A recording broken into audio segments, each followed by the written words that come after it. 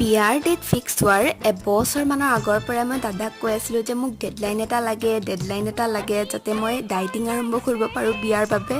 মোৰ ক্ষীণোৱা প্ৰক্ৰিয়াটো যদিও শেষ নহ'ল, অৱশেষত বিয়াৰ অন্তিমটো কাৰ্যসূচী অৰ্থাৎ অভ্যৰ্থনা অনুষ্ঠানেই পালেহি। আৰু এয়া মোৰ ফালৰ পৰা দাদা আৰু বৌলে সৰুকৈ এটা উপহাৰ। আৰু এয়া ৰিচেপশ্যন আৰম্ভ হ'ল। আৰু এইফালে আমাৰ মৰম লগা দৰা কইনাৰ নাচ, কিমান মৰম লাগিছে ন সিহঁতক একেলগে। যি কি নহওক, প্ৰায় 4 বছৰমানৰ পৰা দাদাৰ বিয়া বুলি লাগি থকা এক্সাইটমেণ্ট, প্ৰায় 4 মাহৰ পৰা বজাৰ, আলহী মাতা আদিৰ সকলোখিনি কষ্ট, আৰু প্ৰায় 4-5 দিনৰ বিয়া বুলি কৰি থকা টোপনি ক্ষতি, এয়া সকলোৰে শুভ সমাপ্তি।